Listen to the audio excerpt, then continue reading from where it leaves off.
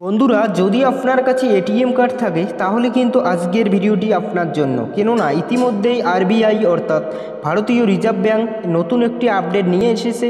যাদের যাদের ATM card রয়েছে সেই এটিএম কার্ড দিয়ে টাকা তুললে কিন্তু অতিরিক্ত চার্জ গুনতে হবে।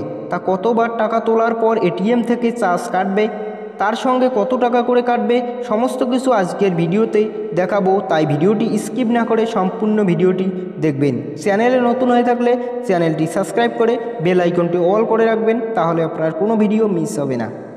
এখানে দেখতে পাচ্ছেন এটিএম থেকে টাকা তুলতে লাগবে 21 টাকা বাড়ছে ডেবিট কার্ড এবং ক্রেডিট কার্ডের খরচ। এটিএম থেকে টাকা তোলার খরচ বাড়ল ভারতীয় রিজার্ভ ব্যাঙ্ক। বিনামূল্যে লেনদেনের সুবিধা ফুরালেই প্রতিবার এটিএমে টাকা তুলতে 21 টাকা করে অতিরিক্ত দিতে হবে গ্রাহককে। আগামী বছর অর্থাৎ 2022 সালের 1 জানুয়ারি থেকেই চালু হবে এই নতুন নিয়ম। একটি বিবৃতি জারি করে এই ঘোষণা করেছে রিজার্ভ ব্যাঙ্ক। আপাতত গ্রাহকরা নিজের ব্যাংকের এটিএম থেকে বিনামূল্যে মাসে 5 বার লেনদেনের সুবিধা পেয়ে থাকেন।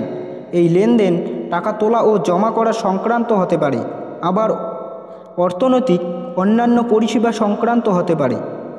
এতদিন এই বিনামূল্যে পরিষেবা ফুরালে প্রতি লেনদেনের পিছু 20 টাকা করে দিতে হতো গ্রাহককে। আগামী বছরের প্রথম দিন থেকে এই পরিষেবা লেনদেন পিছু 1 টাকা করে বাড়ছে। এছাড়া ডেবিট কার্ড এবং ক্রেডিট কার্ডের টাকা লেনদেনের বিষয়গুলি দেখভাল করে যে সব সংস্থা, তাদের থেকেই নেওয়া পরিষেবা মূল্যও বাড়ানো হয়েছে। অর্থনৈতিক লেনদেনের জন্য তা 15 টাকা থেকে বাড়িয়ে লেনদেনের পিছু 17 টাকা করা হয়েছে।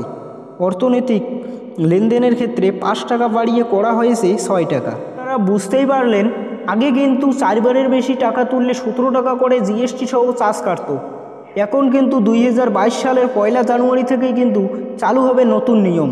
এই নতুন নিয়মে আপনারা যদি 4 বারের বেশি টাকা তোলেন তাহলে কিন্তু 21 টাকা করে চার্জ কাটবে। তা আজকের ভিডিওটি এইটুকুই। যদি আপনার ভালো লাগে অবশ্যই ভিডিওতে একটি লাইক দেবেন, আর যারা আমার চ্যানেলে নতুন তারা চ্যানেলটি সাবস্ক্রাইব করে বেল আইকনটি অল করে রাখবেন, তাহলে আপনার কোনো ভিডিও মিস হবে না।